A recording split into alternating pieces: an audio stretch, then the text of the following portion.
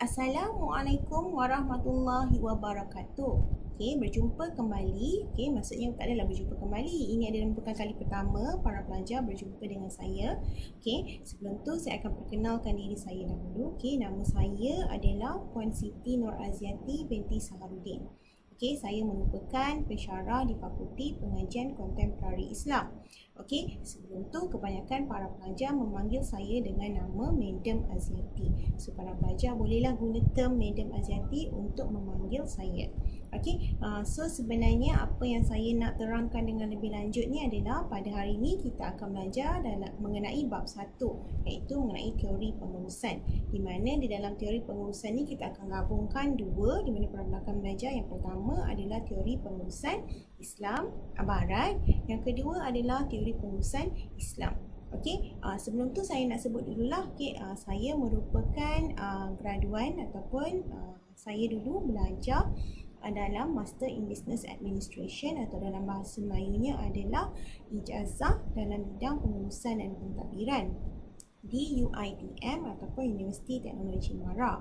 Okey, pada waktu degree ataupun pada waktu ijazah sarjana muda, saya mengambil bidang yang sama tetapi dalam majoring ataupun bidang pengkhususan adalah finance with multimedia di Multimedia University, iaitu MMU di Cyberjaya. Okey, seterusnya kita akan masuk ke dalam bab 1, iaitu mengenai teori pengurusan. Okay, so kalau para pelajar boleh tengok dekat sini, teori pengurusan ini, dalam bab ni kita akan sentuh mengenai dua teori pengurusan macam saya jelaskan tadi. Yang pertama adalah teori pengurusan Barat dan yang kedua adalah teori pengurusan Islam. Apa yang membezakan di antara teori pengurusan Barat dan juga teori pengurusan Islam? Okey, bagi teori pengurusan Barat, mereka adalah lebih mementingkan kepada nikmat dunia semata-mata, iaitu mereka mengejar duniawi. Berbeza dengan teori pengurusan Islam, di mana dalam pengurusan Islam kita mengekalkan konsep tauhid itu sendiri. Tauhid yang macam kita tahu adalah kita mengesakan Allah, di mana setiap perkara yang kita lakukan adalah untuk mencapai al-falah, iaitu kebahagiaan bukan sahaja di dunia tetapi juga kebahagiaan di akhirat. Okey, saya rasa dah panjang dah saya briefing pasal bab 1 ni. Okey, so saya akan teruskan mengajar dalam bab 1 ini. Okey, saya harap para pelajar semua, sama ada yang sedang bergolek, sedang makan, sedang tidur walaupun tak dengar dan sebagainya, bolehlah buka buku, kalau dah ada buku, pada muka surat 1 untuk lihat mengenai apa yang saya akan jelaskan. Okey, so saya harap para pelajar bolehlah mula mencatat ataupun sebagainya. Okey, so kita masuklah, iaitu kita akan teruskan dengan teori pengurusan Barat. Okey, dalam teori pengurusan Barat ni, macam saya sebut tadi, adalah Barat dia lebih kepada, kita kata, untuk mencapai kebahagiaan dunia sahaja. Okey, di mana kebahagiaan dalam pengurusan Barat adalah mengejar duniawi. Okey, so kita akan tengoklah. Okey, kalau kita tengok kat sini, dalam teori pengurusan Barat ni, kita akan belajar mengenai definisi pengurusan daripada pandangan Barat, matlamat organisasi Barat, asas pengurusan Barat dan sarjana di dalam pengurusan Barat.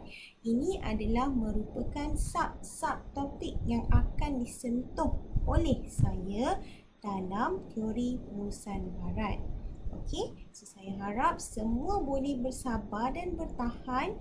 Okey, insya-Allah saya akan cuba sedaya upaya untuk habiskan video ini awal daripada 2 jam, supaya para pelajar boleh ulang kaji semula.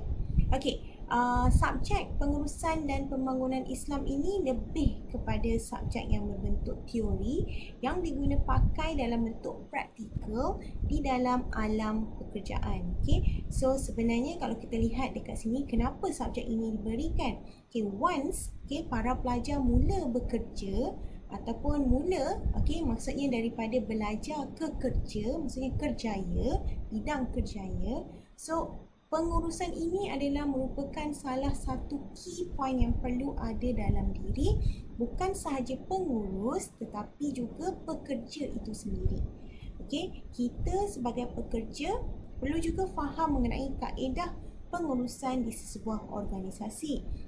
Oleh itu, Fakulti Pengajian Kontemporari Islam meletakkan subjek ini sebagai subjek asas kepada para pelajar untuk mengambil supaya bila diorang keluar untuk bekerja nanti, mereka akan faham bagaimana tadbir urus di sebuah organisasi itu sendiri. Subjek ini adalah kita kata dia akan mudah kepada mereka yang mempunyai pengalaman kerja, tetapi akan agak sukar kepada mereka yang tidak mempunyai pengalaman kerja. Tetapi jangan risau, kerana para pelajar boleh bertanya sama ada kepada saya, ataupun kepada pensyarah yang mengajar tutorial kelas masing-masing mengenai topik ataupun subtopik yang para pelajar kurang faham. So jangan risau sebab para pensyarah di KPBKL ni sebenarnya kita sedia membantu semua para pelajar yang ada.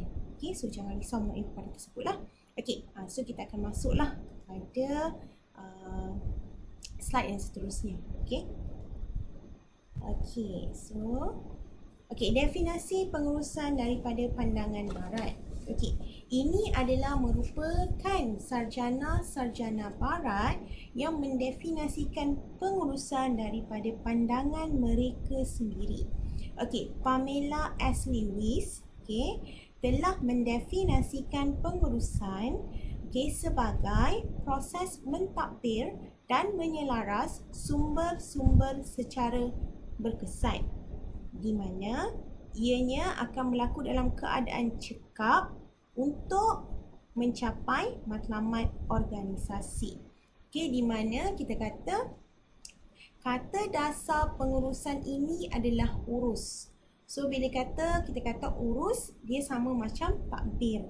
So dia merupakan proses mentadbir dan menyelaras sumber-sumber secara berkesan. Dan bukan sekadar berkesan, bukan sekadar efisien dan efektif, tetapi juga kita kata perlu cekap dalam usaha untuk mencapai matlamat organisasi. Kerana satu bidang pengurusan itu diwujudkan adalah untuk mencapai matlamat organisasi. So kita lihat pula pada definisi yang kedua. Van Steve Cole Jr. Van Steve Cole Jr. iaitu merupakan sarjana barat yang kedua yang kita kata kat sini mendefinisikan pengurusan itu sebagai proses perancangan, penyusunan, kepimpinan dan pengawalan yang merangkumi manusia, bahan, kewangan dan sumber maklumat dalam persekitaran organisasi. So kalau para pelajar boleh lihat di sini, kerana Van Steve Cole Jr. ini telah kita kata menghuraikan dengan lebih lanjut apa yang dimaksudkan dengan mentadbir. Mentadbir itu adalah proses perancangan, penyusunan, kepimpinan dan pengawalan. Dan sumber-sumber yang dimaksudkan oleh Pamela S. Lewis itu adalah manusia, bahan, kewangan dan sumber maklumat dalam persekitaran organisasi. So sebenarnya apa yang didefinisikan oleh Pamela S. Lewis dan juga Van Steve Cole Jr. adalah dua definisi yang sama. Tapi yang membezakan kedua-duanya ialah Van Steve Cole Jr. itu sendiri telah menghuraikan lagi apa yang dimaksudkan dengan mentadbir dan sumber-sumber. So mentadbir di sini adalah, so kalau para pelajar boleh tengok, perancangan, penyusunan, kepimpinan dan juga pengawalan. Manakala sumber-sumber pula adalah manusia, bahan, kewangan dan sumber maklumat. Sarjana yang ketiga pula, dia membuat definisi sebenarnya hampir sama dengan Pamela S. Lewis dan juga Van Steve Cole Jr. tetapi dalam masa yang sama dia cuba kita kata lebih menghuraikan lagi apa yang dimaksudkan oleh Van Stiefel Jr. Okey, sebenarnya kalau kita lihat daripada sudut pandang teori, semakin sarjana itu cuba untuk memperbaiki definisi, sebenarnya definisi dia adalah definisi yang asal, okey, iaitu orang pertama yang mengeluarkan definisi tersebut. Cuma yang membezakan dia adalah huraian, okey, daripada setiap para sarjana terpapit. Okey, pengurusan dari sudut pandang James Stonor adalah proses merancang, proses mengorganisasi, memimpin dan mengawal usaha-usaha ahli organisasi dan menggunakan semua sumber organisasi lain untuk mencapai apa sahaja yang dinyatakan sebagai matlamat organisasi. Okey, so kalau kita lihat dekat sini, okey, perancangan, mengorganisasi dan menyusun sebenarnya adalah dua perkataan yang sama, memimpin dan mengawal. Okey, itu antaranya lah. Okey, usaha-usaha ahli organisasi dan sumber telah dijelaskan oleh Van Stiefel Jr. iaitu seperti bahan, manusia, keuangan dan juga sumber maklumat. Okey, so ini adalah definisi pengurusan daripada sudut pandang sarjana barat. So kita akan masuk ke slide yang seterusnya.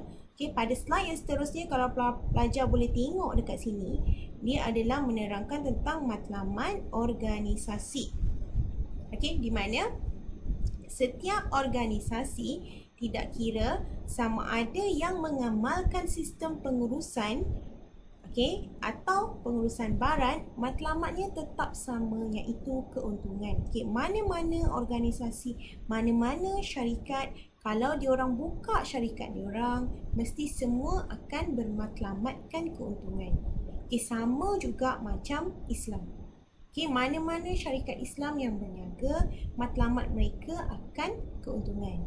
Okey, kecuali badan-badan bukan apa dia?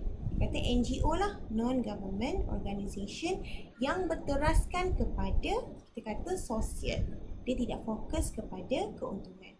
Okey, tapi matlamat organisasi Islam itu dia berbeza. Kita masih memerlukan keuntungan, tetapi kita punya keuntungan mestilah selari dengan tuntutan syariat.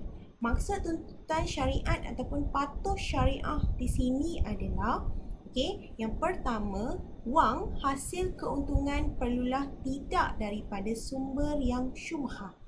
Maksudnya hasil yang kita dapat tu tak boleh daripada sumber-sumber yang haram. Okey, dan juga pelaksanaan pengurusan di dalam organisasi Islam itu kenalah berteraskan kepada landasan syariat. Kita tak boleh sama sekali buat suka hati kita. Okey, modal pun perlulah daripada modal yang halal. Itu adalah perbezaan di antara matlamat organisasi pengurusan barat dan juga pengurusan Islam. Okey, so kalau kita lihat kat sini, okey, sebenarnya dalam pengurusan Islam juga, okey, kalau kita lihat Islam itu sebenarnya adalah agama yang memang berada dalam sistem kepercayaan dan juga ibadah kita. Okay, so kalau kerja tu pun adalah tuntutan ibadah, betul tak? So sebenarnya apa-apa yang kita lakukan dia perlulah berlandaskan kepada syariah tu lah. Okay, so ini adalah asas pengurusan barat. Okay, di mana kita ada 5. Itu yang pertama adalah ramalan, yang kedua adalah pengorganisasian, yang ketiga adalah pimpinan ataupun kepimpinan, yang keempat adalah pengawalan dan yang kelima adalah perancangan bertindak. So kalau semua boleh lihat tadi dalam definisi yang diletakkan di dalam yang disebut oleh Van Stiefel Jr., okay, mereka disebut mengenai 4. Okay, kalau semua sedarlah. Okay, tetapi yang kelima ini merupakan asas yang kita kata yang terbarulah. Okey, iaitu kita ada perancangan yang sama seperti ramalan, pengorganisasian, kita ada kepimpinan, pengawalan dan perancangan bertindak. Okey, so kita akan masuk kepada yang pertama, ramalan. Okey, sebelum pengurus itu perlu membuat perancangan, ataupun perlu membuat ramalan, pengurus itu perlu cakna, perlu tahulah, supaya mereka mampu membuat perancangan atau ramalan tentang hal akan datang, supaya segala ramalan yang dibuat, disediakan pelan, iaitu persediaan, jangka masa, sebab dan juga akibat. Bagi seseorang ataupun pengurusan ataupun syarikat, bagi mereka yang memerlukan, maksudnya perlu membuat perancangan atau ramalan, dalam masa yang sama dia perlu buat persediaan lah, kaedah bagaimana melaksanakan, jangka masa untuk mencapai, sebab untuk mencapai dan akibat akibat daripada perancangan tersebut. Adakah dia akan memberikan keuntungan kepada syarikat ataupun tidak dan sebaliknya. Kita perlu faham perkataan cakna di sini. Cakna tu adalah kita perlu tahu ke depan. Perlu tahulah supaya kita boleh mampu ataupun kita sebagai pengurus mampu untuk meramalkan apa yang berlaku.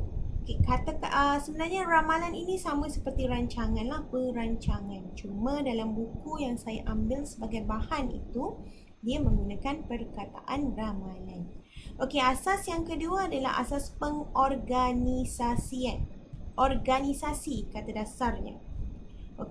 Di mana kita mengukuhkan organisasi dengan menyusun, menstruktur dan mengagihkan sumber dan menyerahkan kuasa pada yang layak.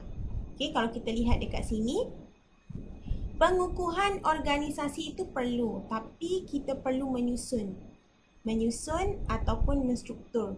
Selepas kita menyusun dan menstruktur, barulah kita boleh mengagihkan sumber, dan kita perlu beri kuasa kepada yang layak. So ini adalah salah satu kita kata benda yang perlu dibuat dalam sebuah organisasi. Saya bagi contoh. Ramalan tadi saya tak sempat bagi contoh, so kita move back a bit, maksudnya kita pergi ke belakang sedikit dan saya explain pasal contoh perancangan. Sebelum korang masuk, kalau semua boleh lihat, sempena musim COVID, bukanlah musim, kita kata waktu COVID-19 ni, kerajaan telah membuat perancangan. Perkara pertama, bila dia tengok kes semakin banyak, so perkara pertama dia terus buat apa dia? PKP, betul tak? So dia buat PKP. Itu kita panggil RMO, Restriction Movement Order.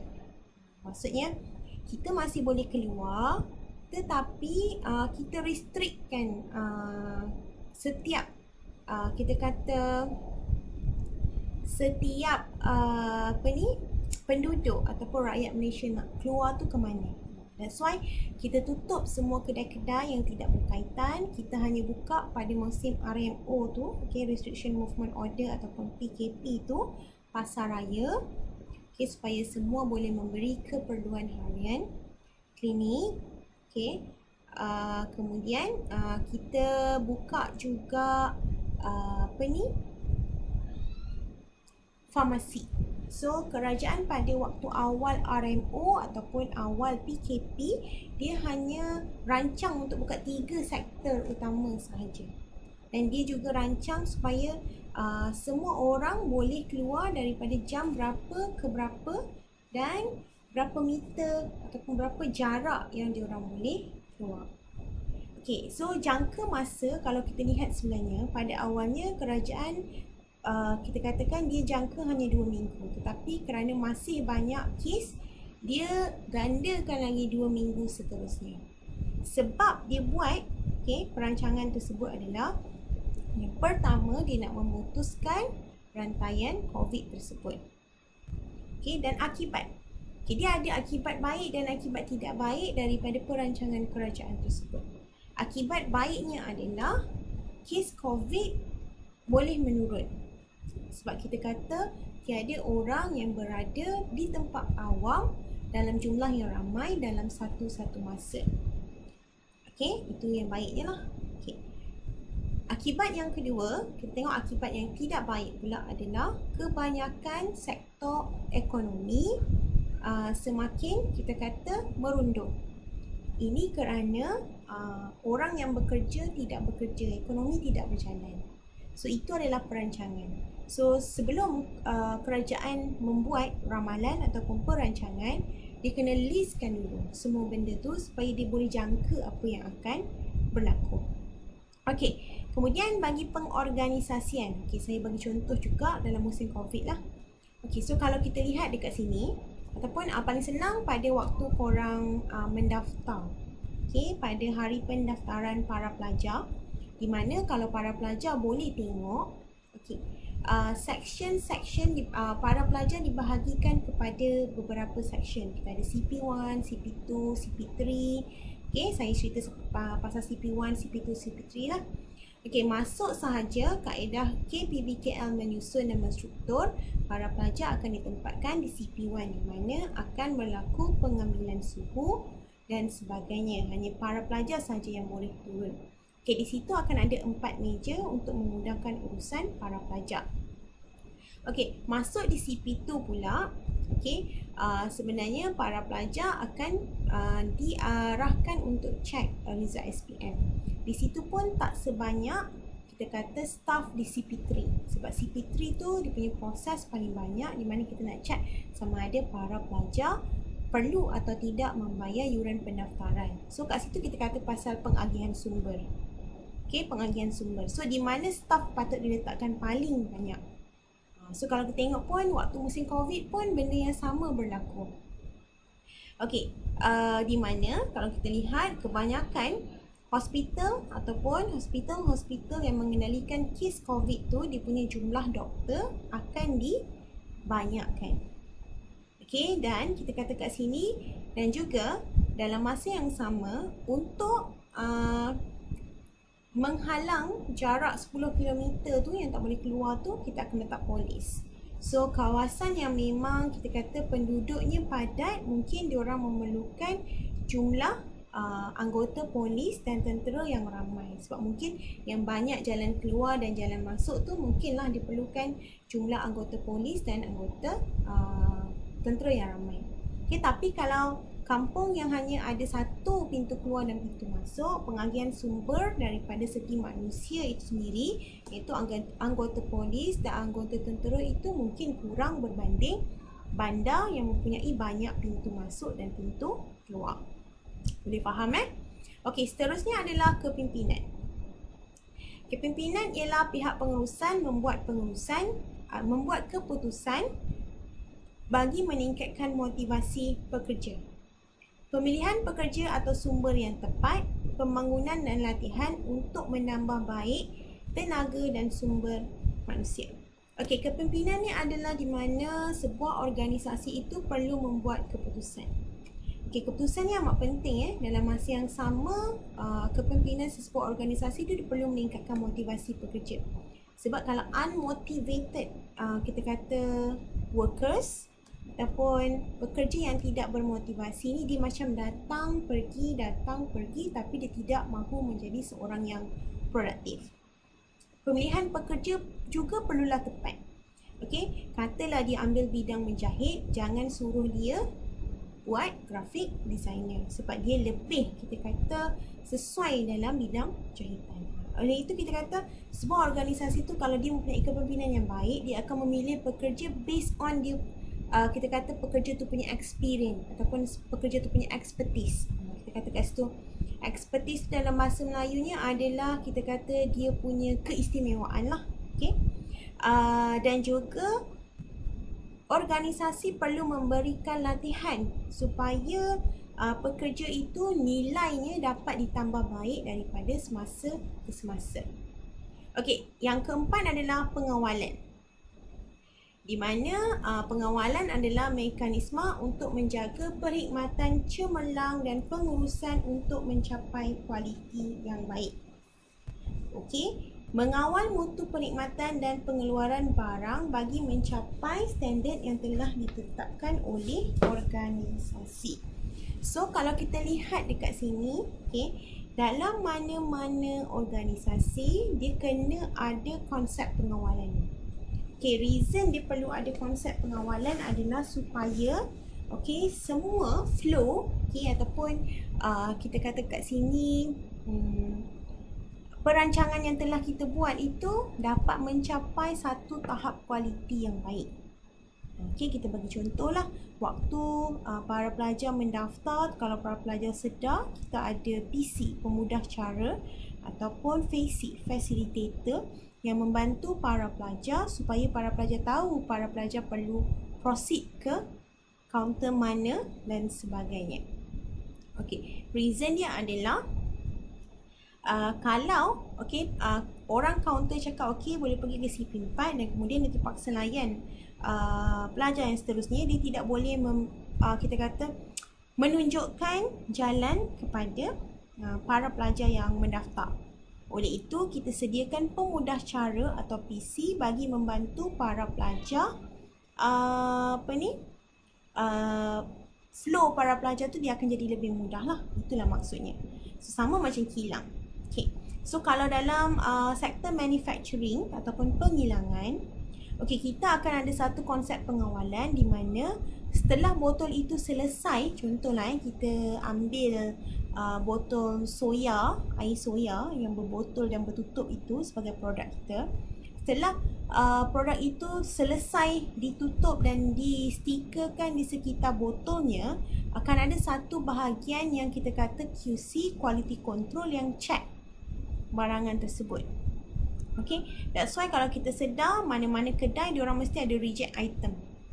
Sebab apa? Diorang nak satu quality produk yang mereka keluarkan tu adalah kualiti yang paling baik dan juga bermutu. Seterusnya adalah perancangan bertindak. Last sekali. Pengurusan perlu menetapkan perancangan jangka masa pendek dan juga jangka masa panjang. Dekat sini sebenarnya ada satu lagi perkataan yang kat sini ni. Jangka masa pendek.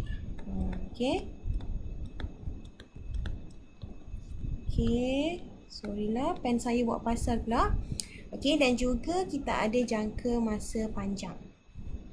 So pendek dan panjang untuk mencapai matlamat organisasi. Kenapa perlu ada jangka masa pendek? Supaya kita dapat mencapai matlamat organisasi dalam jangka masa yang telah ditetapkan.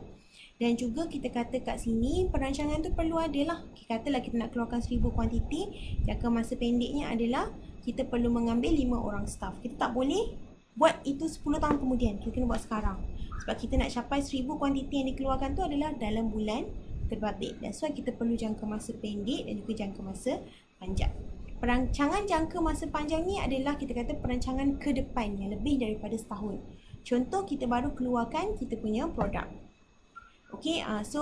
Pelan jangka masa pendeknya adalah katalah awak ada keluarkan satu produk, iaitu produk tudung. Saya bagi tudung lah, senang.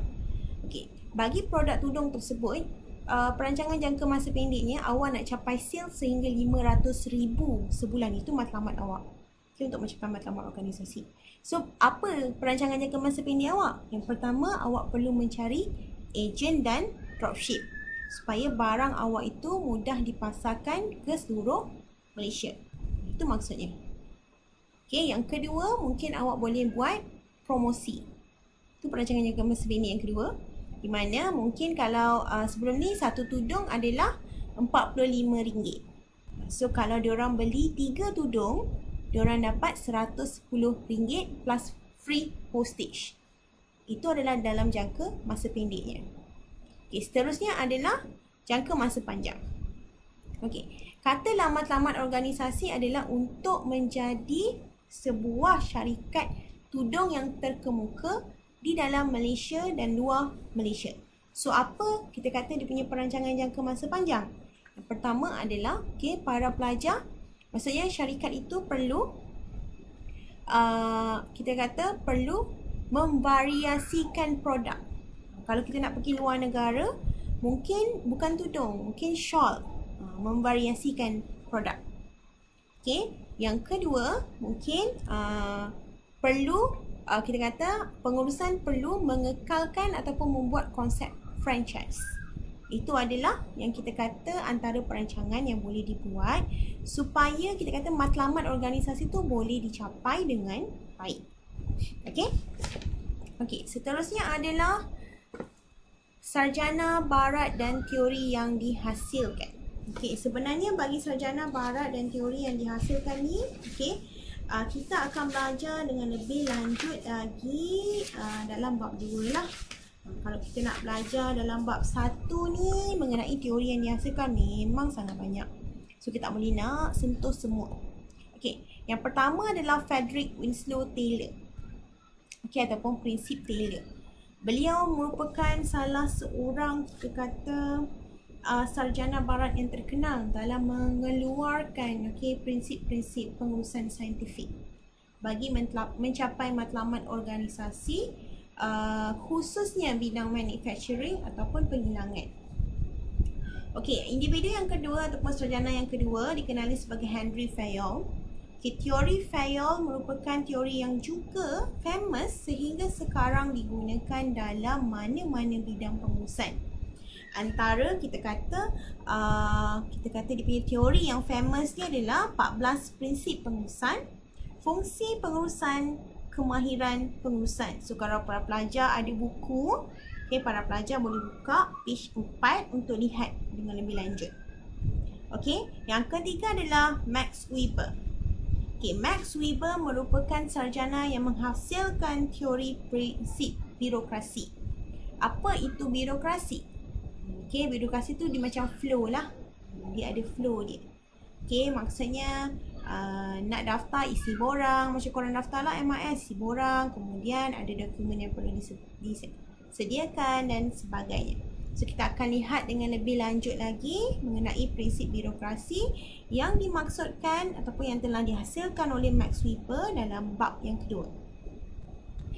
Sarjana yang ketiga adalah Frank dan Lillian Gilbert. Iaitu pasangan Gilbert.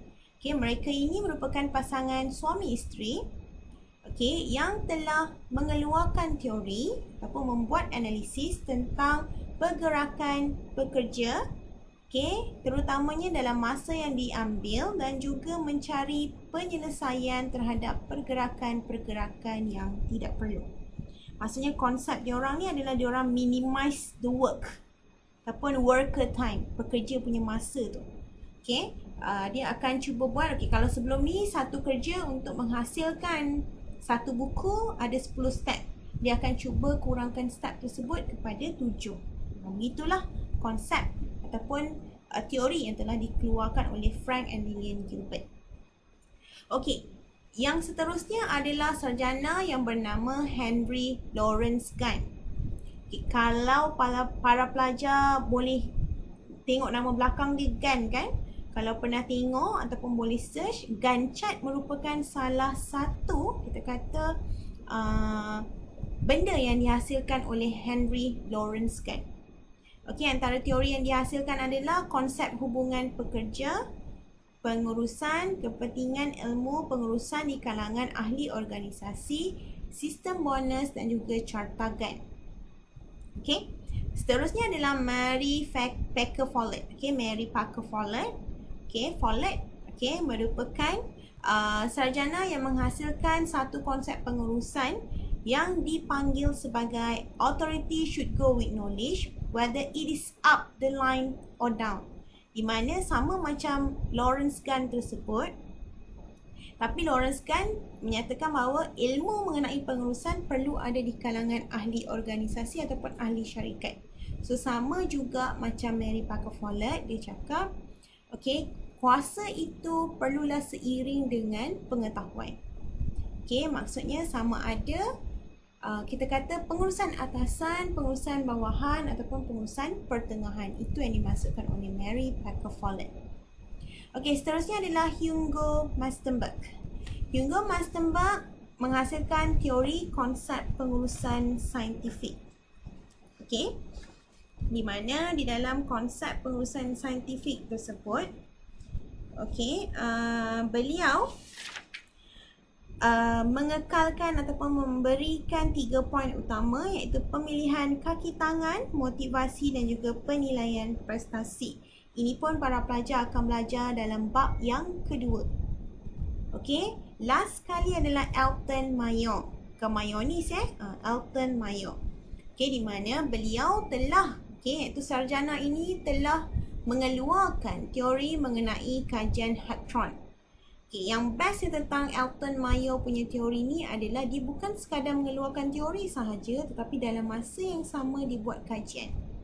Di mana kajian hadron ni dibuat bersama rakan-rakan universitinya, iaitu ada 2 fasa. Untuk melihat sendiri, kita kata kat sini,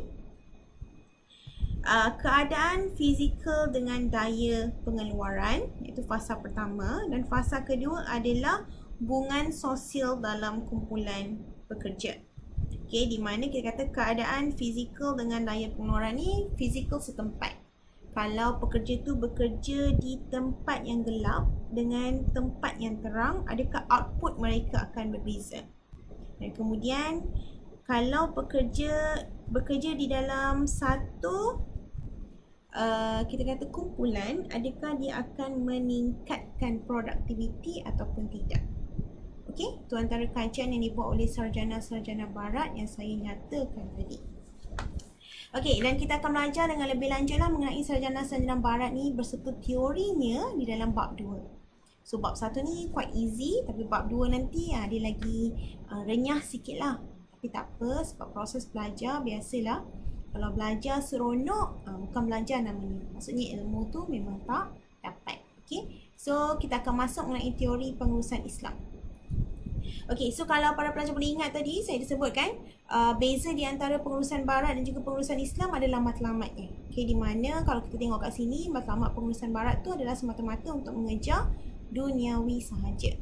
Dia berbeza dengan pengurusan Islam di mana kita nak capai keuntungan, tapi dalam masa yang sama kita nak mencapai ukrawi, duniawi dan ukrawi.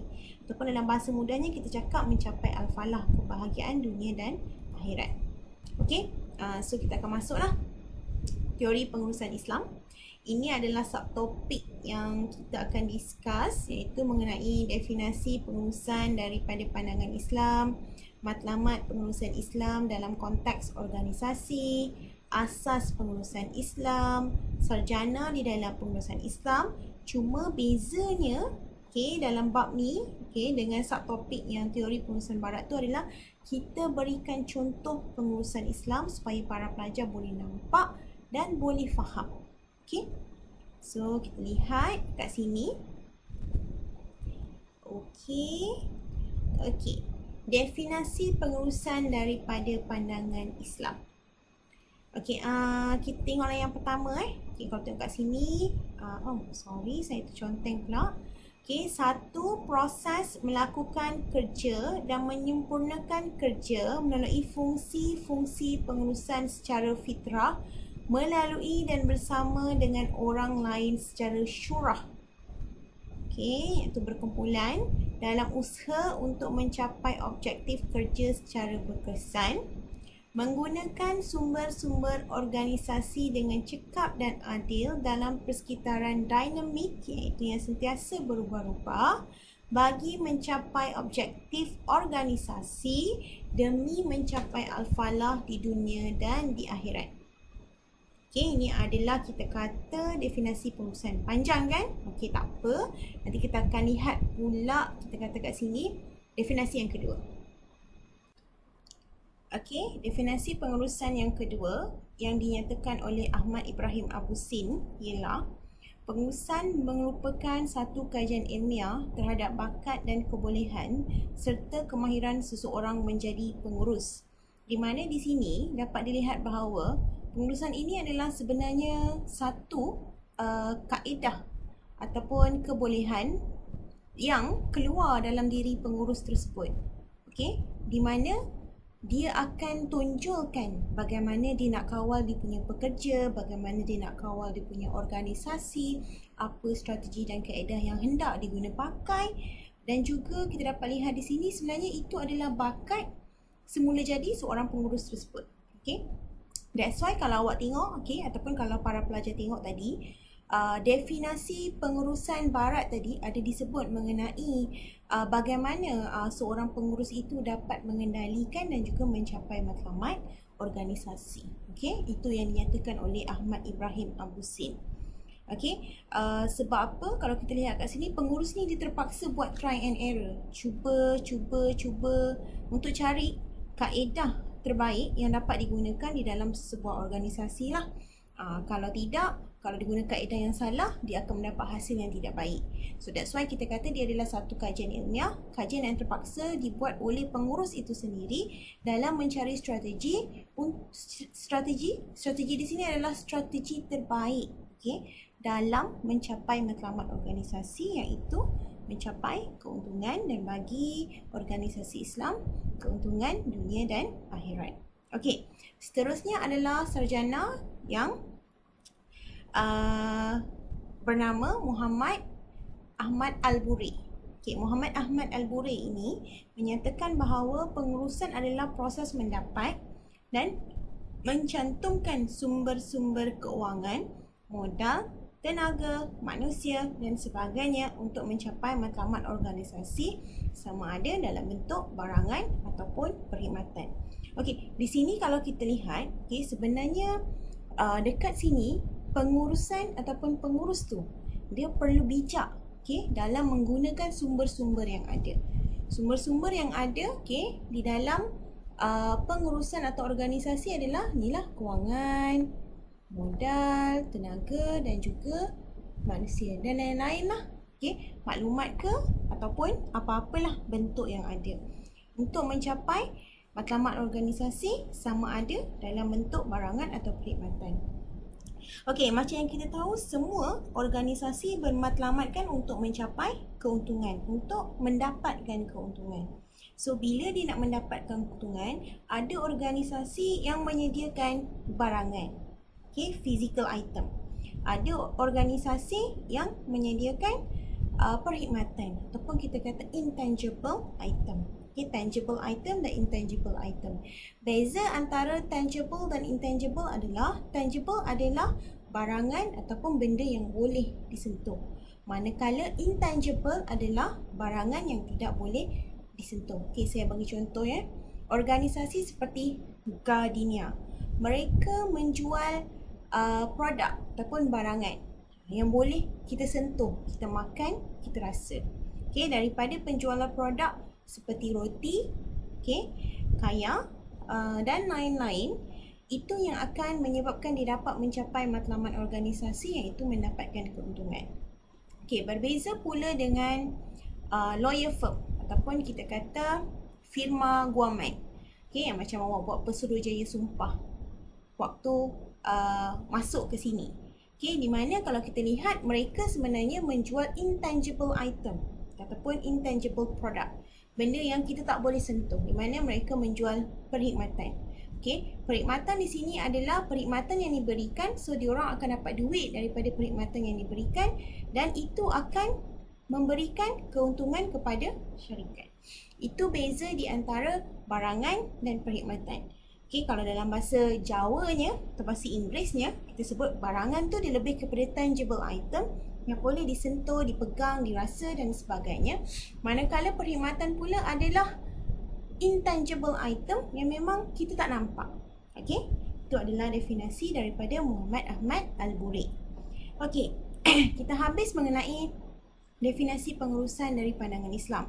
Sebenarnya definisi pengurusan ni mudah sahaja. Awak boleh ambil, okey, contoh awak boleh ambil definisi daripada Pamela S. Lewis dan awak tambah sedikit sahaja bagi menjadikan dia adalah definisi pengurusan Islam. Contoh okey, kalau kita tengok pengurusan barat adalah proses mentadbir dan menyelaras sumber-sumber secara berkesan cekap dalam usaha untuk mencapai matlamat organisasi. Itu adalah barat. Okey. Manakala kalau daripada sudut pandang Islam, kita gunakan perkataan yang sama, definisi yang sama, cuma kita buat tambahan sedikit. Okey, contohnya proses mentadbir dan menyelaras sumber-sumber secara berkesan cekap dalam usaha untuk mencapai matlamat organisasi iaitu al-falah, kebahagiaan dunia dan akhirat. Itu pun akan membuatkan para pelajar mendapat markah bagi definisi pengurusan Islam. Okey, sebab kat situ kita dah tunjuk dah.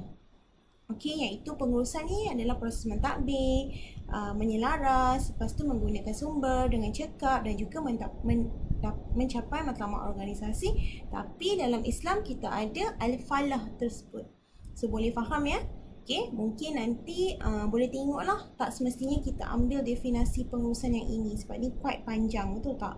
So boleh je ambil, kita hafal satu definisi sahaja dan kita olah supaya dia jadi definisi pengurusan Islam, tak jadi masalah. Okey? Okey, seterusnya adalah matlamat pengurusan Islam dalam konteks organisasi. Tadi kalau kita lihat sebenarnya matlamat bagi organisasi barat adalah untuk mencapai ataupun kita kata untuk memaksimumkan keuntungan. Maksudnya kita kata maximize profit. Itu adalah semua matlamat organisasi bila diorang wujudkan organisasi, kecuali organisasi yang bermatlamatkan sosial yang tidak mengambil untung. Maksudnya memang diorang buat amal jariah lah.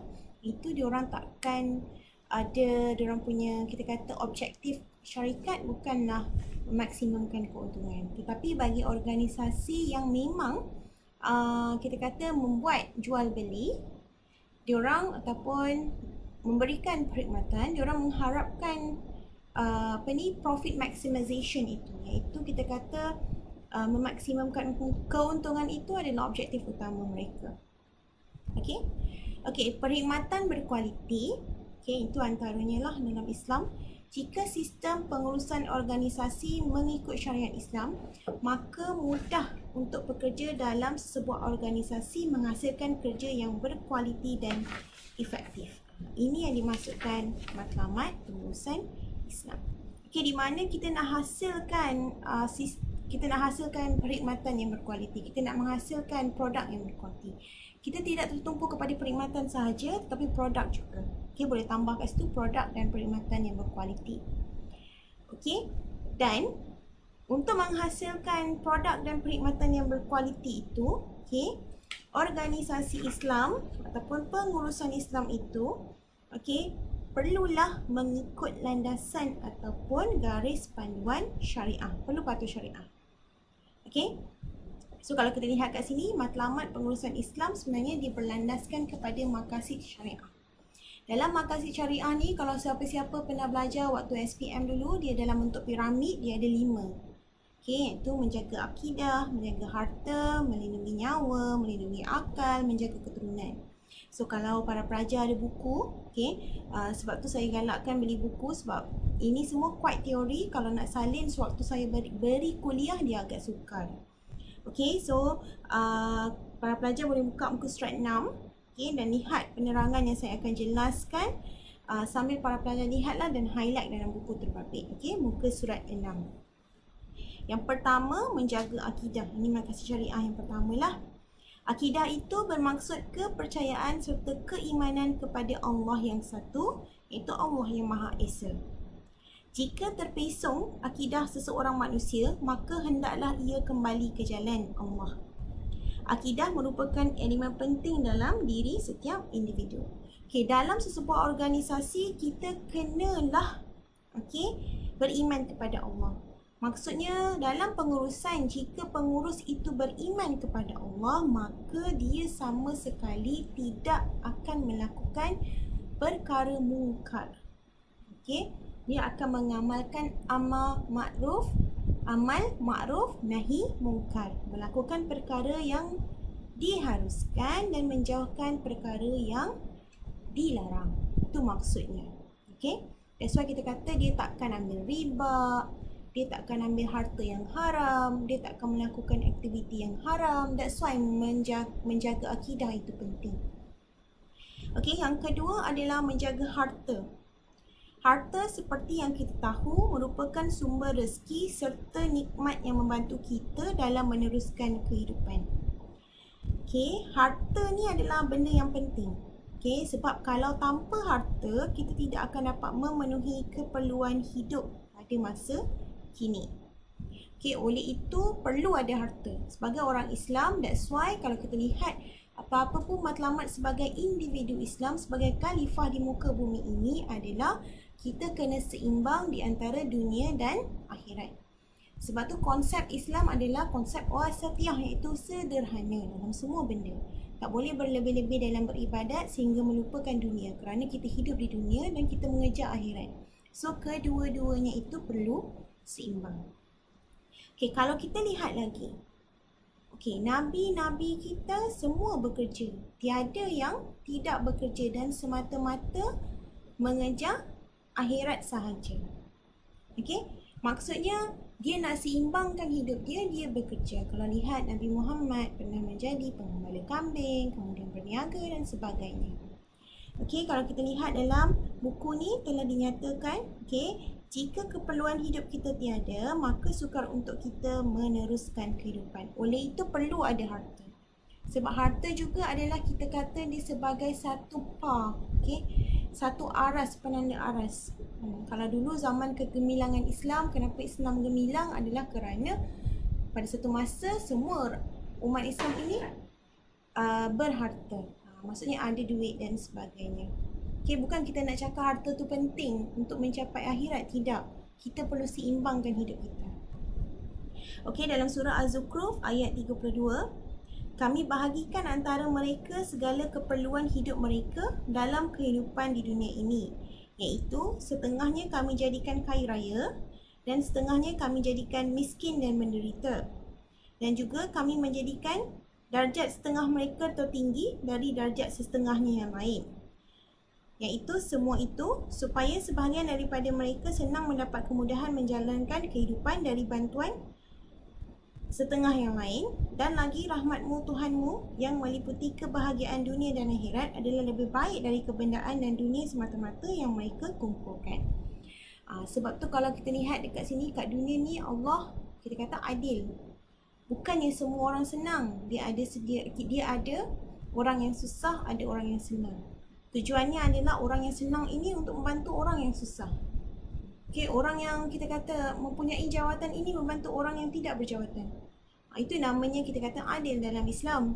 Okay, di mana kita kata kat sini, kalau disebut dalam ayat ni, okay, kami bahagikan antara mereka segala keperluan hidup mereka. Maksudnya kalau kita kaya, kita bantu yang miskin.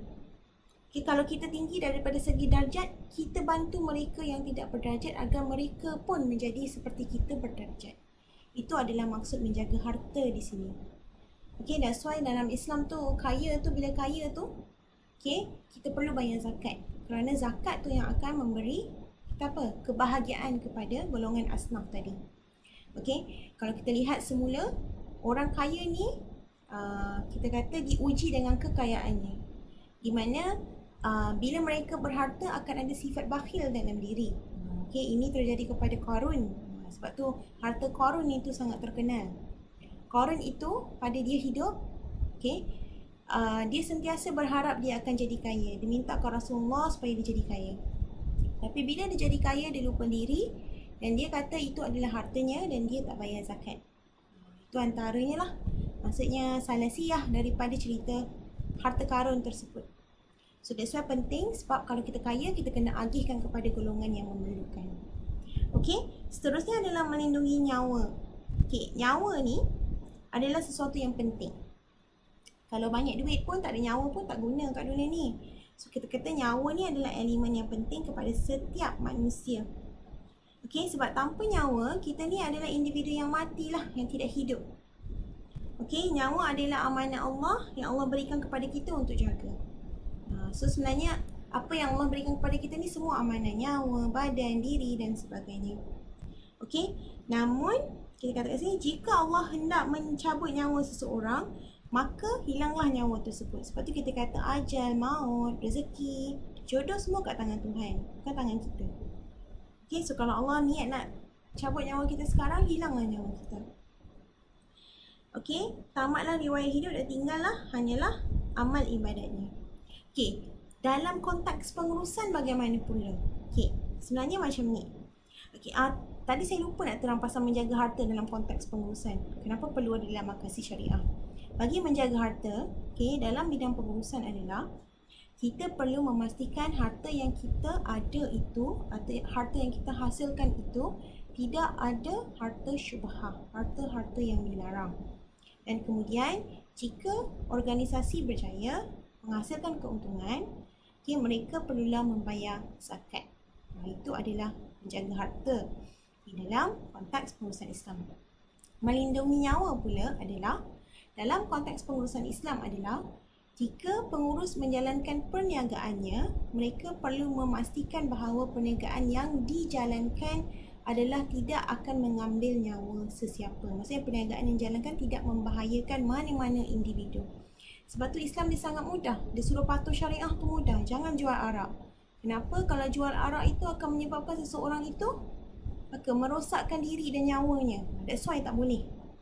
So semudah itu. So kita perlu menjalankan perniagaan yang melindungi nyawa pengurus, pekerja dan juga orang awam. Itu maksud melindungi nyawa di dalam kita kata konteks pengurusan Islam. That's why kalau katalah kita ada individu yang boleh menghasilkan nuklear. Nuklear itu ada sesuatu yang tidak baik. So tak boleh buat, sebagai orang Islam kita tidak boleh membuat perniagaan yang boleh menghasilkan bom nuklear. Sebab itu akan menyebabkan nyawa seseorang itu hilang. So tak bolehlah, tak digalakkan. Okay, memang tak boleh, bukan tak digalakkan, memang tak boleh. Okay, yang keempat adalah melindungi akal. Okey, akal hendaklah kita lindungi kerana manusia tanpa akal adalah manusia yang bodoh. Okey. Apa yang membezakan kita dengan hidupan lain di muka bumi ini adalah manusia ni diberikan satu keistimewaan yang ada pada saya, awak dan semua individu yang kita panggil manusia di muka bumi ini, iaitu akal.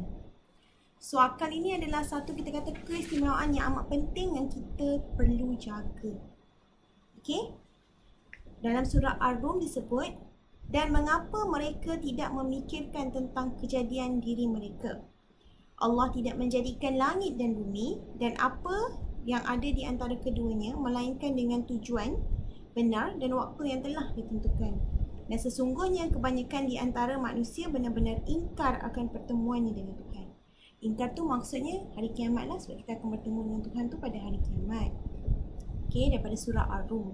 Di sini dilihat, kita diberikan akal oleh Allah. So sepatutnya kita perlulah berfikir. Okey, kenapa, apa matlamat kita hidup di dunia ini. Okey, sebab akal ni sebenarnya yang dapat membezakan di antara perkara yang baik dan buruk. Kerana, okey, tiada akal, kita tidak boleh berfikir secara logik lah.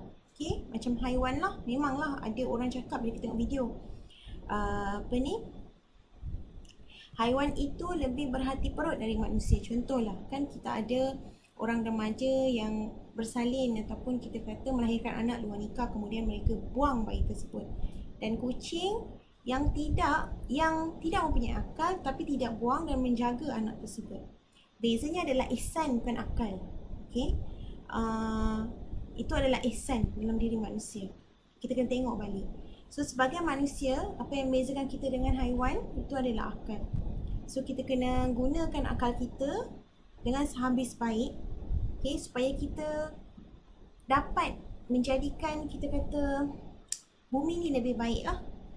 Dalam bidang pengurusan ni, melindungi akal ni amat penting. Kerana apa? Sebagai seorang pengurus, dia sepatutnya boleh membezakan apa yang baik, apa yang buruk. Dia tidak boleh capai kita kata keuntungan semata-mata tapi tak nak membezakan di antara yang baik dan yang buruk. Setiap keputusan yang dibuat perlulah kita kata memberikan manfaat yang baik, bukan manfaat yang buruk kepada orang ramai. Okey, dan last sekali adalah menjaga keturunan. Okey, keturunan ni adalah contohnya menjaga nama baik keluarga. Oleh itu setiap tingkah laku kita hendaklah kita fikirkan sebelum melakukannya kerana ia akan memberikan impak kepada keluarga kita. Dalam Islam menjaga keturunan ni amat penting. Sebab kita nak jaga nama baik keluarga kita. Sama jugalah. So, dalam pengurusan kita perlu fikir bukan diri kita sahaja, tapi kita perlu fikir kita punya kaum kerabat, keturunan kita. Okay, sebab apa yang kita lakukan tu akan memberi impact kepada keturunan kita. Sama ada baik atau buruk. Okay, that's why pengurus dia perlu fikir dahulu. Adakah tindakan ni akan menyebabkan aib dan malu kepada keluarga atau tidak? Ataupun boleh diteruskan kerana tidak akan mendatangkan aib atau malu kepada keluarga. Itu antara kita kata benda yang pengurus perlu fikirkan lah. Okey, seterusnya adalah asas pengurusan Islam. Okey, sebenarnya ada banyak tapi kita kata kat sini kita fokus kepada tauhid saja. Okey, kita ada 3, tauhid uluhiyah, tauhid rububiyah, tauhid asma wa sifat. Okey, tauhid uluhiyah adalah kita yakin bahawa Allah adalah Tuhan yang berhak untuk disembah. Tuhan iaitu Allah adalah berhak dicintai dan dipatuhi secara mutlak. Maksudnya Allah tu yang satulah. Okey. Di mana dalam konteks pengurusan, pekerja dan majikan yang mengenal Allah dalam konteks ini akan sentiasa berusaha sedaya upaya untuk memastikan operasi organisasi selari dengan prinsip yang telah ditentukan oleh Allah. Okey, di mana setiap aktiviti akan dipastikan mematuhi peraturan yang telah dibuat oleh Allah Subhanahu Wa Taala ataupun patuhan yang patuh syariah. Mereka merasakan perlu untuk patuh dan tunduk kepada perintah Allah. Ketundukan secara mutlak ini akan menjadikan organisasi yang ditadbir berada dalam naungan dan lindungan Allah Subhanahu Wa Taala. So di sini adalah kita kena percaya bahawa kita kena percaya bahawa kat sini kita kena memastikan bahawa segala urusan organisasi itu berlandaskan kepada syariah. Sebab Allah tu Tuhan kita. Okey, itu yang kita kena ikut, kita kena sembah, kita kena cinta, kita kena patuh. Okey, so organisasi dan operasi syarikat tu perlulah berlandaskan ataupun patuh syariah. Yang kedua adalah tauhid rububiyah, iaitu Allah itu yang mencipta, mentadbir, mengurus, memiliki dan menguasai alam ini. Tiada kuasa yang lain menyamai dengan kuasa Allah.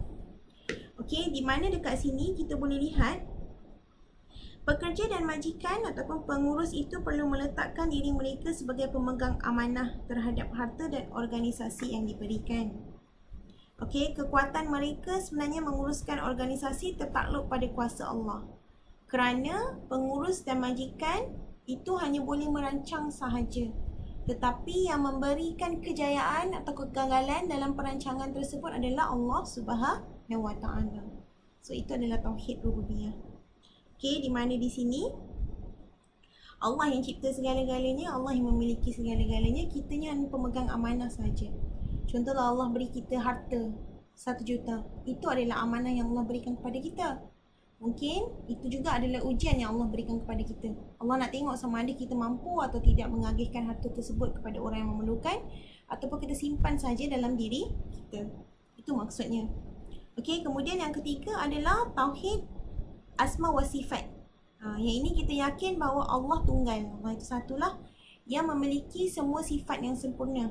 Sebab tu Allah dia maha kan, yang maha besar, yang maha besar, yang maha besar.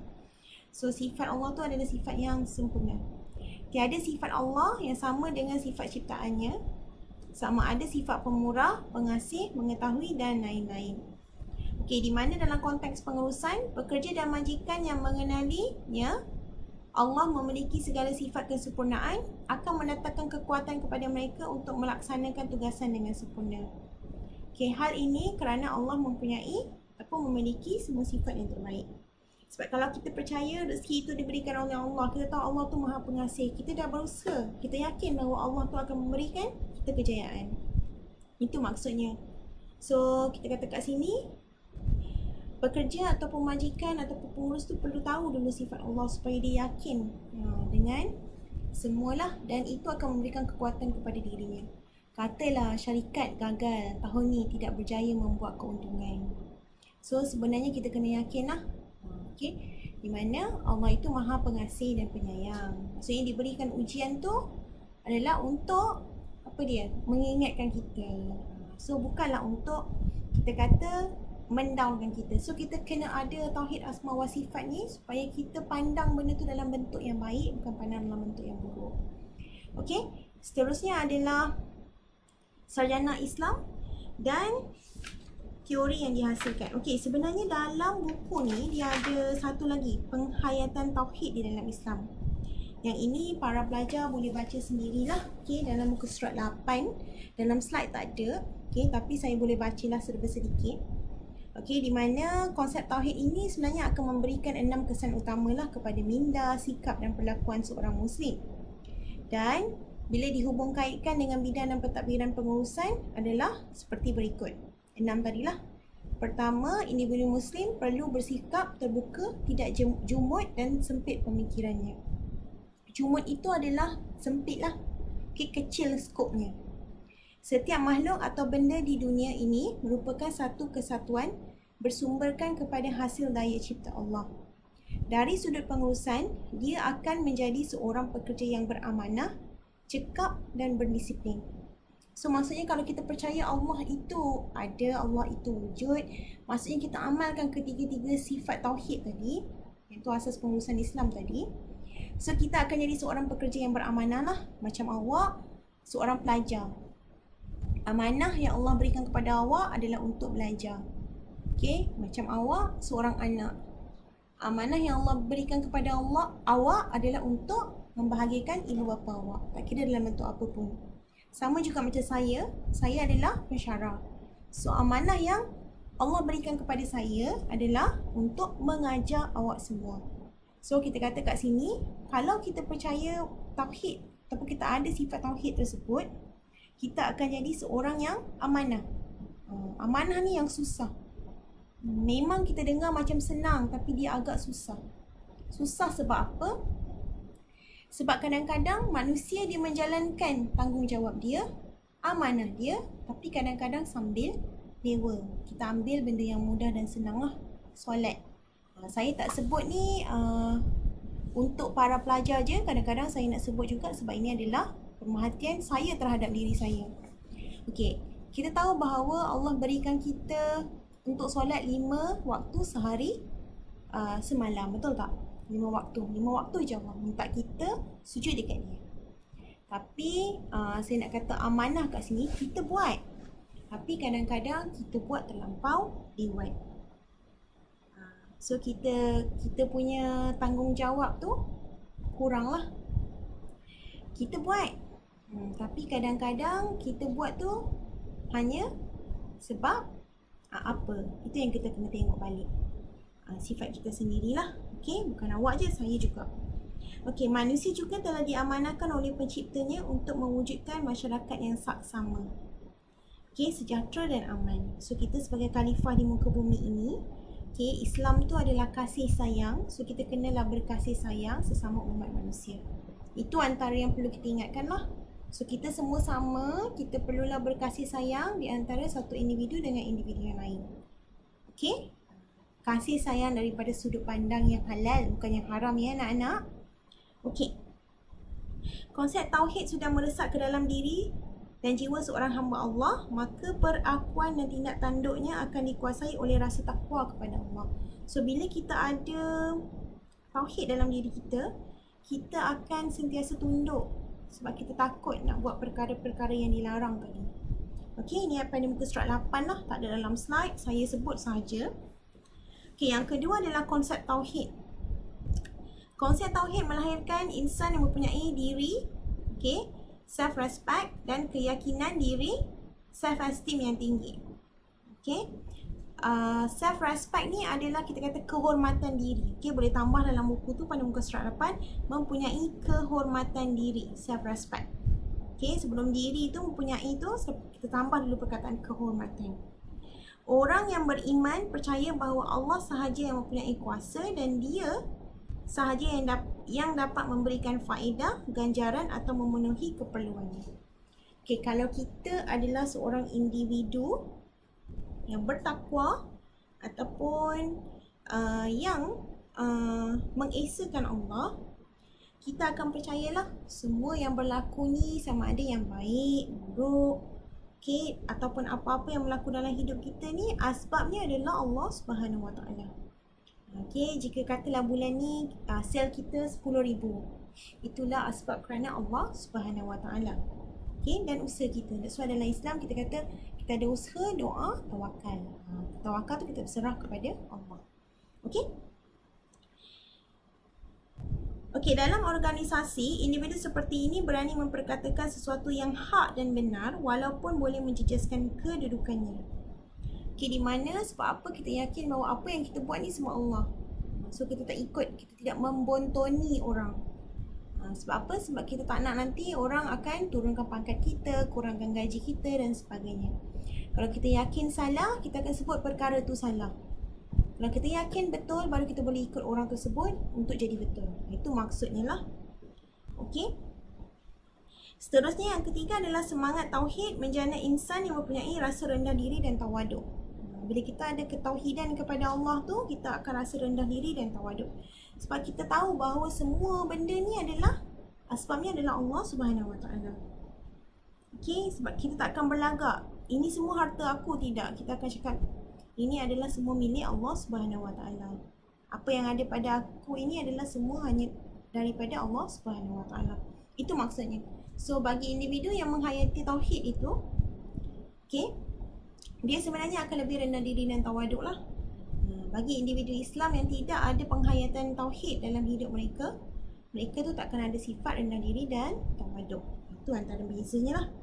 Okey, seterusnya adalah pegangan konsep tauhid yang menjadikan manusia seorang yang saleh, berani, berdiri tegak dengan kebenaran. So, jika manusia itu berpegang kepada konsep tauhid, mereka akan berani menegakkan kebenaran tanpa perlu rasa sedikit pun ketakutan dalam menegakkan kebenaran. Okay, kalau tengok kat sini, kalau saya tunduk bawah tu maksudnya saya baca buku sebab slide tak ada. Okay, so kita akan tengoklah. Okey, mereka akan berani menegakkan kebenaran tanpa perlu rasa sedikit pun ketakutan dalam menegakkan kebenaran tersebut. Okey, di mana di sini kalau seseorang itu ada sifat tauhid, dia akan menjadi seorang yang berani lah. Berani untuk mengejar kebenaran. Okey, mereka akan lebih yakin dengan keberanian dalam menyampaikan kebenaran yang dibuat dari takut dicerca atau dikomen tentang kebenaran yang telah dibuat. So ini adalah mereka yang mempunyai kita kata nilai ataupun sifat tauhid dalam diri individu masing-masing. Okey, so kita berani untuk menegakkan kebenaran, untuk mencapaikan perkara yang kita panggil sebagai kebenaran. Okey, seterusnya adalah semangat tauhid membina insan yang mempunyai tahap kesabaran yang tinggi, keazaman dan juga kesungguhan. Okey, dekat sini kalau para pelajar boleh tengok, okey, tauhid juga akan membuatkan individu Muslim itu mempunyai kesabaran yang tinggi disebabkan oleh individu Muslim itu percaya dengan setiap ketentuan yang terjadi semuanya adalah daripada Allah Subhanahu Wa Taala. Okey, dan kita akan ada nilai sabar yang tinggi lah. Kerana kita akan ingatkan diri kita bahawa kita ni adalah khalifah. So kita menjalankan amanah. So kita akan lebih redha, sabar dan sebagainya. Okay, last sekali adalah konsep tauhid membuatkan manusia patuh kepada peraturan-peraturan dan undang-undang yang telah ditetapkan oleh Allah. So ini yang kita kata sebagai amar ma'ruf nahi munkar tadi. Okay, di mana manusia yang ada konsep tauhid, penghayatan tauhid dalam diri dia ni, dia akan sentiasa patuh kepada inilah perkara-perkara ataupun peraturan-peraturan yang telah ditetapkan oleh Allah. Allah tak ada rules number 1, rules number 2, rules number 3, rules number 4, tak ada. Cuma Allah tetapkan perkara yang tidak baik atau mendatangkan kerosakan kita jauhkan. Perkara yang baik boleh dibuat, tak ada masalah. Okey, asalkan dia tidak melanggar Islam. Okey, so kita akan masuklah kepada slide yang seterusnya iaitu sarjana Islam dan teori yang dihasilkan. Okey, kalau boleh tengok dekat sini, kita ada 1, 2, 3, 4, 5, 6, 7. Kita ada 7 tokoh dan sarjana Islam. Sebenarnya banyak lagi tapi 7 yang kita ambil. Okey, kita ada yang pertama Nizam Al-Muqtusi. Okey, Nizam Al-Muqtusi di mana buku yang ditulis adalah Siasah Nameh, iaitu mengenai pemerintahan negara, pengurusan negara. Dustur Al-Wuzura, iaitu tingkah laku menteri. Okey, iaitu bagaimana seorang menteri itu patut bertingkah laku. Bidang kajian dia lebih kepada kebajikan, pentadbiran, pengurusan negara, tanggungjawab pemerintah dan rakyat, produktiviti, kualiti dan perancangan awal. Okey, itu antara yang ditulis oleh Nizam Al-Muqtasid. Kedua adalah Al-Ghazali. Al-Ghazali dia ada buat pasal Nasihat Al-Muluk, iaitu nasihat kepada raja. Ihya Ulum Ad-Din, kebangkitan ilmu agama. Okey, di mana bidang kajian dia adalah mengenai falsafah, ilmu dan pengetahuan, politik, organisasi, pentadbiran, keadilan, kerajaan, etika dalam ekonomi, sumber pendapatan dan lain-lain. Yang ketiga kita ada Al-Maqrizi. Okey, Al-Maqrizi, iaitu kitab pengurusan yang tulis adalah kitab Al-Suluk dan kitab Al-Kitab, iaitu mengenai urusan belanjawan. Okey, dan juga kita kata kat sini pengurusan pasar, keuangan, kuasa pembeli, cukai dan lain-lain. Seterusnya kita ada Abu Yusuf, itu dia tulis kitab Al-Karash, iaitu mengenai percukaian. Bidang kajiannya adalah lebih kepada kehakiman, pentadbiran keadilan, pentadbiran keuangan dan belanjawan. Seterusnya kita ada Al-Mawardi, iaitu kitab yang tulis ada Al-Ahkam Al-Sultaniyah, iaitu bidang kajian dia lebih kepada pemerintah Islam, kekhalifahan, keuangan, bahan galian dan pentadbiran keadilan. Okey, second last kita ada Al-Suyuti, dia buat pasal Husnah Al-Mudarabah. Mudarabah ni kalau semua tahu, pelajar DPM tahu, dia lebih kepada kewangan lah. Okey, sebab tu bidang kajian dia adalah pengurusan keuangan. Okey, Ibnu Al-Basam, okey, beliau menulis kitab Al-Dakirah fi Mahasin Al-Jazirah, iaitu mengenai bidang kajian dia sistem pengurusan dan juga keadilan etika. Itu antara kita kata sarjana Islam, okey, dan beberapa kitab yang tulis oleh mereka. Okey, seterusnya adalah contoh pengurusan Islam. Okey, dalam buku ni kita ambil lembaga tabung haji.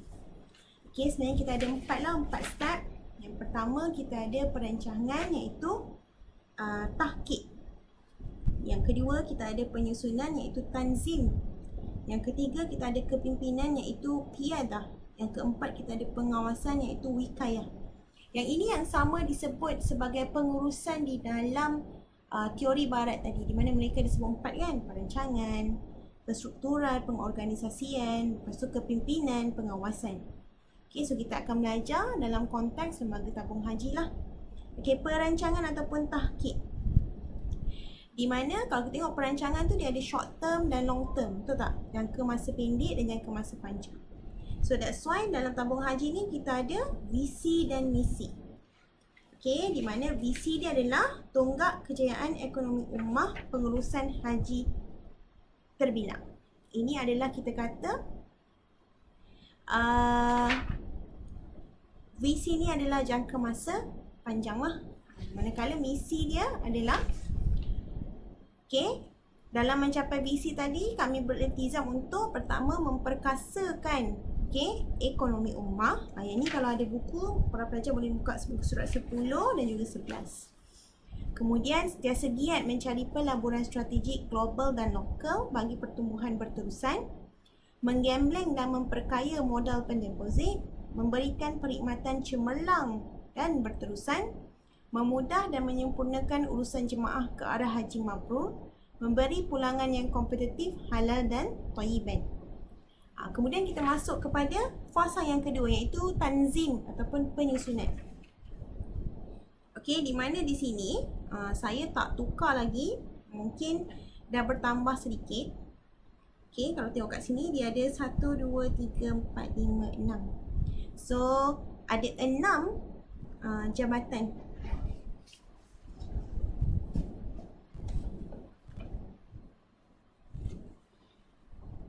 Okey, 6 jabatan. Okey, sebab sebelum ni kita ada 8. Kemudian mereka telah bertukar kepada tahun 2017 kepada 6 lah. Okey, so kalau boleh tengok kat sini dalam buku surat 12, antaranya adalah Jabatan Hikmat dan Pendeposit, Jabatan Sumber Manusia, Jabatan Pelaburan, Jabatan Kewangan, Jabatan Haji dan Jabatan Kewangan dan Kumprat. Ini adalah perancangan ataupun penyusunan yang dibuat lah. Okey, bukan perancangan, penyusunan yang dibuat. Okey, bila dikata memperkasakan ekonomi ummah, sebab tu dia ada Jabatan Kewangan dan Kumprat. Dia ada Jabatan Kewangan, dia ada Jabatan Pelaburan, dia ada Jabatan Hikmat dan Pendeposit. Okey, sentiasa giat mencari pelaburan strategi Yang baru, dia ada jabatan pelaburan. Okey, menggambling dan memperkaya modal pendeposit, dia ada jabatan pelaburan. Kemudian memberikan khidmat cemerlang yang berterusan, that's why dia ada semua jabatan ni. Okey, memudah dan menyempurnakan urusan haji ke arah haji mabrur, that's why kita ada jabatan haji. Memberi pulangan yang kompetitif, halal dan thayyiban. Okey, kalau kita lihat kat sini, that's why dia ada bahagian syariah. Itu antaranya lah.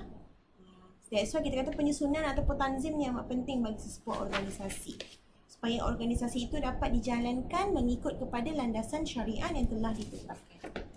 Okey, seterusnya adalah yang ketiga adalah kepimpinan ataupun qiyadah. Okey, qiyadah di sini adalah kita akan menjelaskan mengenai jenis kuasa pemimpin. Kita ada kuasa sah, kuasa ganjaran, kuasa kepakaran dan kuasa rujukan. Kuasa sah di sini adalah iaitu satu punca kuasa yang diperolehi pemimpin melalui sumber jawatan yang dimiliki dan diiktiraf oleh organisasi. Okey, di mana setiap ahli yang dilantik perlu mempunyai kelayakan yang ditetapkan oleh organisasi sebelum diserap ke dalam jawatannya. Maksudnya contohlah kuasa sah ni. Kan pemimpin kita, contoh PM kita Muhyiddin Yassin dilantik oleh kita punya sultan. Itu adalah kuasa sah. Dia dipilih berdasarkan kepada background dia. Sebelum kita kata sultan pilih, dia ada buat interview temuduga dengan semua bakal-bakal PM ni. So dia pilih Muhyiddin Yassin tu berdasarkan kepada kelayakan lah dan sebagainya. Okey. Kemudian yang kedua adalah kuasa ganjaran. Kuasa ganjaran ni adalah satu bentuk peneguhan dan ganjaran yang melibatkan semua pulangan, keuangan dan perkhidmatan yang boleh dilihat dan faedah-faedah yang diterima oleh pekerja sebagai sebahagian daripada hubungan pekerja. Secara ringkasnya, panjang sangat kan? So nanti awak boleh baca lah pada muka surat 13, 14. Dia panjang sikit. So mungkin bila saya terang-terang ni blur-blur je kan. Tapi biasalah. Sebab first time belajar theoretical secara theoretical orang dewasa kan. So mungkin akan faham tak faham je. Tapi tak apa. Mungkin dengan buku ni, buku yang awak ada tu, dia akan membantu awak untuk lebih faham lah, lebih memahami subjek ni. Okey, sebenarnya kuasa ganjaran ni pun penting. Okey, contohnya kita kata ganjaran adalah suatu perkara yang boleh diterima oleh pekerja hasil daripada tahap prestasi yang baik. Kuasa ganjaran dimiliki oleh penilaian KPI yang dibuat oleh ketua dan ganjaran diberikan kepada pekerja yang menunjukkan prestasi yang memberangsangkan. Okey, kenapa kuasa ganjaran ni perlu? Dalam kepimpinan ianya perlu kerana ia akan memotivasikan pekerja. Semua individu dekat dunia ni, dia buat sesuatu, dia mesti ada benda dia punya apa yang memotivasikan mereka. Kan? Contohlah, korang sekarang belajar, waktu tu, waktu MIS, unit pembiayaan ada terangkan. Siapa yang nak apply Baitul-Mal, tu beasiswa Baitul-Mal 100%, tanpa perlu apply PTPTN, dibenarkan. Tak ada masalah. Tetapi, perlu mendapatkan 3.5 CGPA pada setiap semester. Ini dia punya KPI. Kalau tak dapat, maksudnya awak punya beasiswa tu akan ditarik balik. Betul tak? Kuasa ganjaran. So ganjaran ini hanya diberikan kepada mereka yang dapat mencapai prestasi CGPA 3.5 sahaja. Okey, tujuan dia adalah supaya para pelajar yang apply ni dia sentiasa bermotivasi untuk menjadi yang terbaik, untuk capai 3.5 tersebut. Itu maksudnya. Sama macam pekerja lah. So bila dia nak something tu, dia akan dapat capai, contohlah, dia dapat capai sales 10,000 sebulan. So mungkin ganjaran dia adalah bonus sebulan. Itu adalah motivasi pekerja tersebut lah. Perlu ada, kita kata, motivasi. Kemudian kita ada kuasa kepakaran. Okey, kuasa kepakaran ini adalah apabila pekerja lain mengiktiraf seseorang itu mempunyai kebolehan tentang pengetahuan dalam bidang tertentu dan kemahiran yang mampu menyelesaikan sesuatu masalah yang tidak dapat diselesaikan oleh kumpulan tersebut. Okey, contohnya dalam ni kita cakap pasal Datuk Paduka Ismail lah. Ini dah lama dia punya CEO yang dulu. Dia mempunyai pengalaman luas di sektor swasta dan memegang beberapa jawatan penting di beberapa organisasi, sebab dah lama sangat. Antaranya adalah pengurus besar di sebuah syarikat tersenarai tempatan dan beberapa jawatan keuangan di syarikat pengeluar minyak antarabangsa. So kat sini kita tahulah bahawa Datuk Paduka Ismail ni dia memang amat kita kata pakar dalam bidang kewangan. So itu adalah kita kata yang kita boleh berikan kepada dia lah. Okey. Seterusnya adalah kuasa rujukan. Okey, kuasa rujukan pula adalah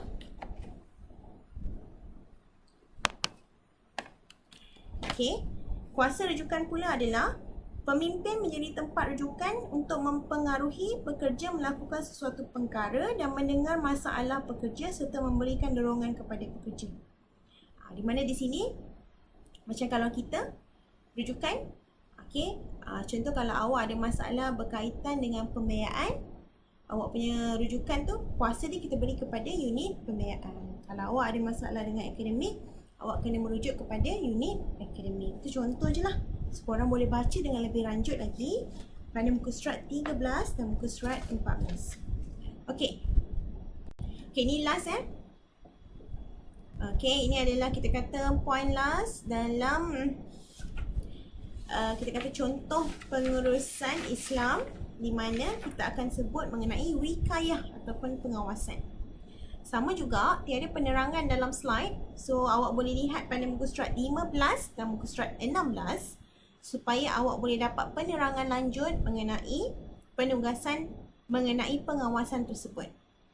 Okey, jenis-jenis pengawasan. Kita ada penugasan autoriti, lini dan staf, jangkauan kawalan dan juga rantaian arahan.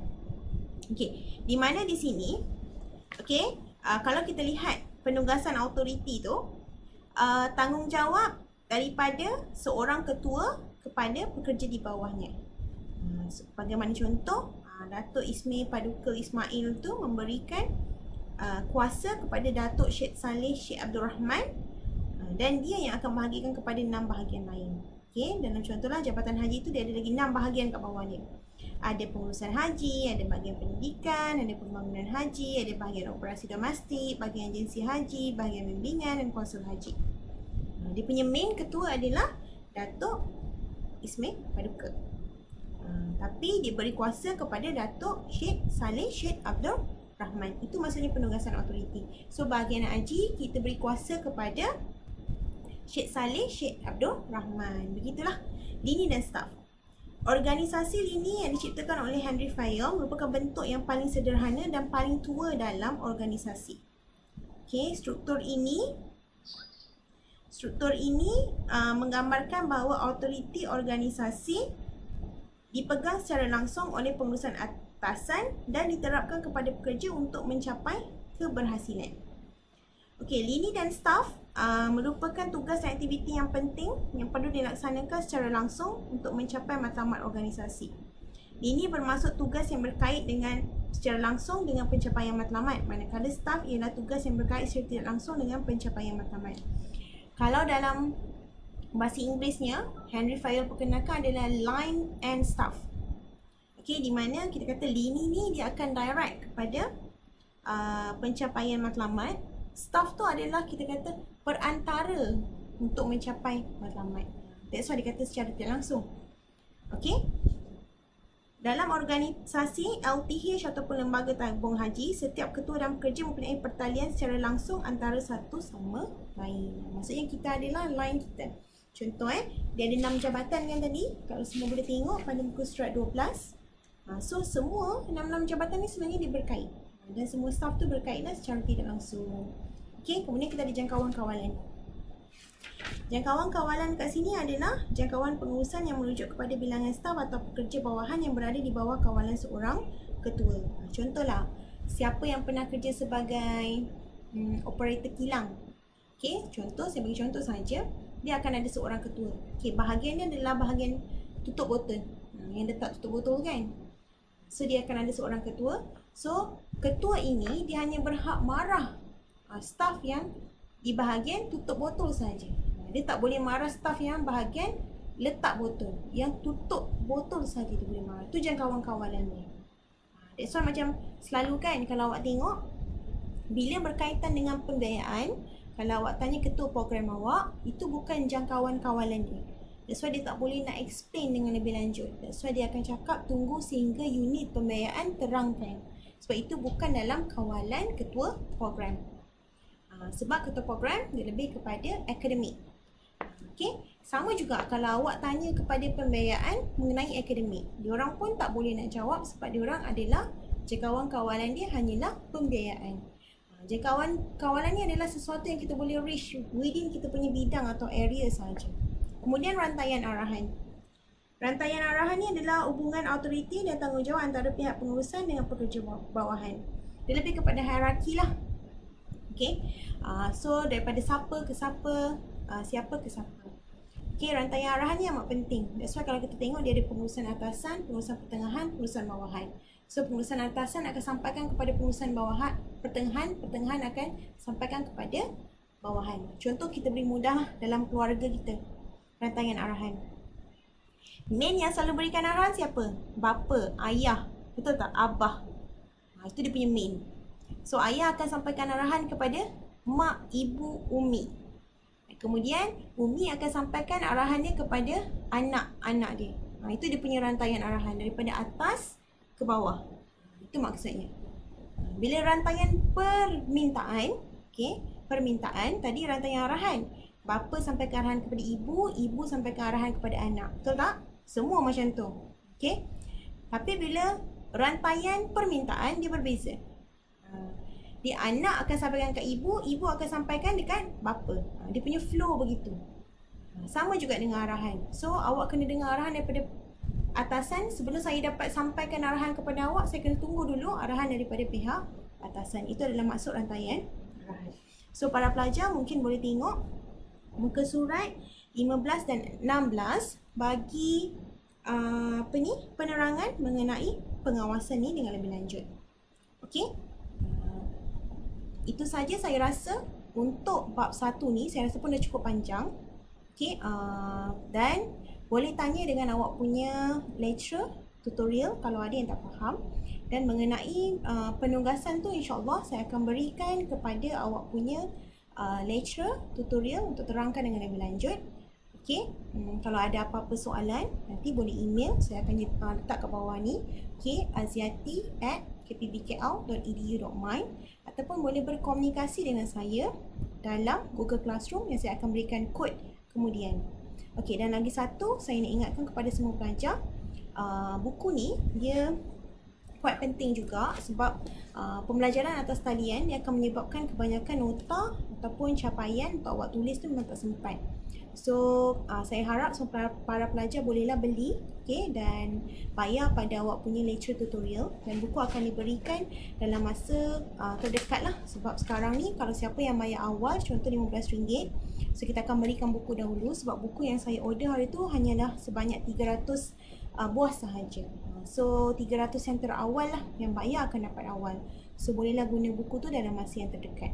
Okay, sebab kita akan ada quiz dan juga task. So quiz dan task ni memang boleh open book sebab kita akan buat online. So dengan harapan saya adalah supaya para pelajar bolehlah guna buku untuk belajar dan sebagainya. Dan insyaAllah video pun saya akan upload dalam Google Classroom, dan slide pun saya akan upload dalam Google Classroom. So slide pun dia tak compact, maksudnya dia sikit je maklumat. So saya harap dengan adanya buku ni dapat membantu awak semua. Okay, itu. Okey para pelajar, untuk kedatangan pada hari ini, so saya nak minta semua para pelajar untuk isi Google Form yang saya dah berikan linknya di dalam Google Classroom, dan kamu perlu memasukkan kod yang saya akan berikan ni. Okey, antaranya ialah yang pertama adalah berapa banyak emoji yang saya gunakan di dalam video pembentangan saya tadi. Okey, berapa banyak emoji yang saya gunakan di dalam video pembentangan sampai habis ni. So, awak kena kira lah emoji. Tahu emoji muka yang smile tu, muka yang sedih tu dan semualah. So, awak kena kira berapa banyak. Maksudnya berapa jenis emoji. Janganlah kira pula kalau smile ada 3. Lepas tu sedih ada 4, jadi 7. Tidak. So, smile 1, sedih sad 1. So, berapa lagi? So, saya nak berapa jenis emoji yang saya gunakan di dalam video pembentangan daripada awal sampai akhir. Okey, yang kedua adalah awak kena masukkan kod kelas bagi hari ini, iaitu X, okey, Z 135, X, okey, Z, okey, 135, X-Men, Zebra 135. Okey, boleh